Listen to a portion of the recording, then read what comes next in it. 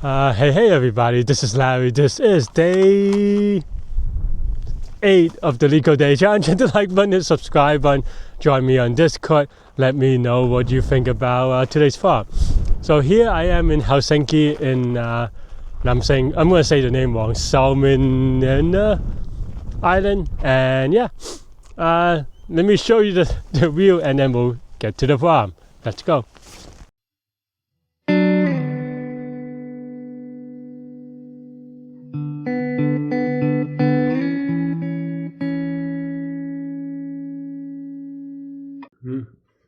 Yep, I'm still in Helsinki. Hope you like the intro.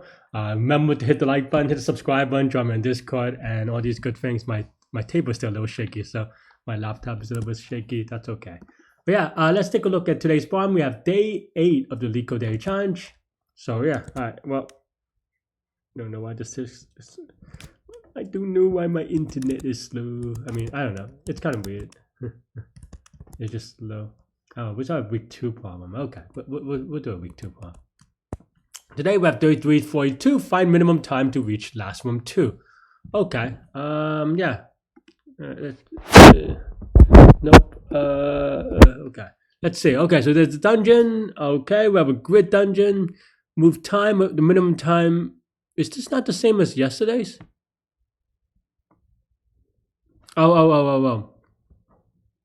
Moving between adjacent rooms takes 1 sec. The other stuff is what we did yesterday, right? Am I confused? Okay, anyway. Moving between adjacent rooms takes 1 second and 2 seconds for the alternating. Okay.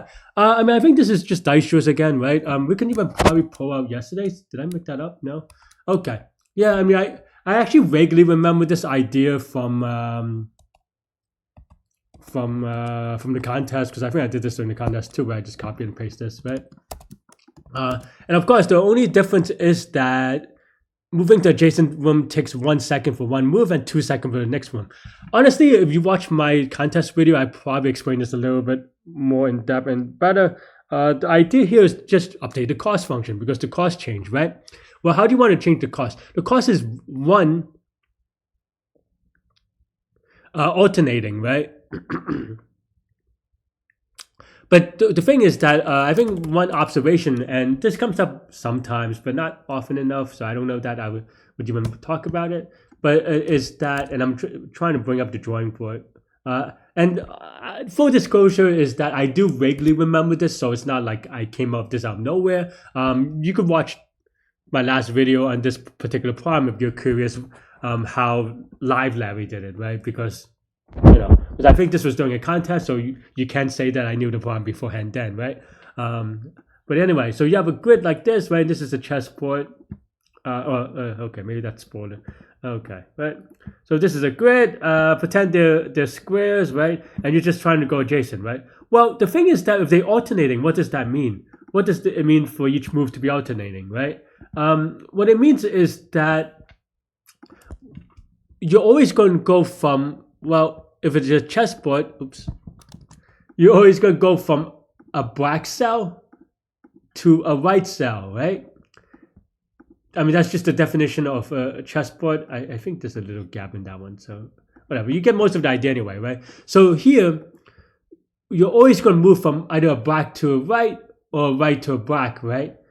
And I mean, of course, the colors don't matter in the sense that you could define it. It could be, but going from that means that alternatingly, you will always go from a black to a white on a even number move, meaning the first move or the second move, the first move and the third move and the fifth move and so forth. And then going from a white to a black on the second move and the fourth move and the sixth move and the eighth move and so forth, right? Even number moves. So from that, I think you can just, so this is, you can see that there's this, oh, actually my finger's blocking it now. If you look at the code, you see the +1 here. Well, the +1, then we can just check whether it's a black cell or a white cell. And if you kind of go back to the thing, what does a black cell look like? Black cell looks like if, I mean, and this is like if the parity is equal to each other, right? If they're both odd or they're both even, then you have the black cell. If they're not, then you have the white cell. And as a result, you can do something like that, and you should be able to come up with this, right? So here, going back to the code, you can maybe say color is equal to nx, and for this, or maybe like is black or something, right? Yeah, is equal to ny mod 2. Like I said, it's whether it's even or they're both even, or if they're both odd. So it looks like something like that. I know you can write this in a different way, but yeah. And then now move cost is equal to 1. If it's black, then move cost is equal to 2, right? And then now we can just add move cost and we should be done. Honestly, full disclosure though, this may be wrong because I'm too lazy to do the math. It could be, but the only way it would be wrong is if this is 2 and this is 1. And if I was in a contest, maybe you shouldn't do this during an interview. But if I was in a contest, I would actually double check to make sure that's the case, right? Okay, well now we're both wrong on both of these, so maybe I have to do something a little bit different. Where did I go wrong? Okay, so we move. Okay, so I was a little bit lazy, and now it is just wrong for some reason. So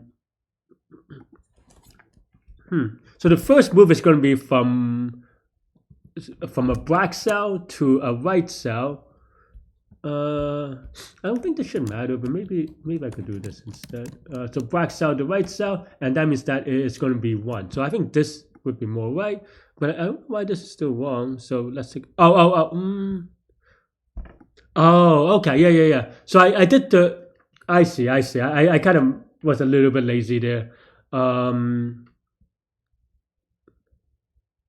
In that this is this. Well, I just forgot about this part. That's what I meant to say. I had a D plus 1 because I just saw the 1 here and I didn't really pay attention. So that's basically it, right? That was just silly. I just wasn't paying attention. I mean, you can probably see that I was rushing it a little bit. But yeah, give it a quick submit. And we are good. Why is it so slow?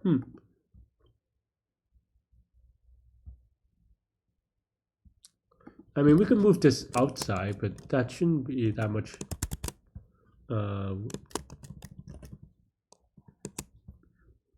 Why is this so slow? Like 13% is a little bit. I mean, this is also just Dijkstra, so I don't anticipate anything that much different. But, yeah, I don't know, honestly. I mean, I think there's some micro optimizations there, but what did I do last time?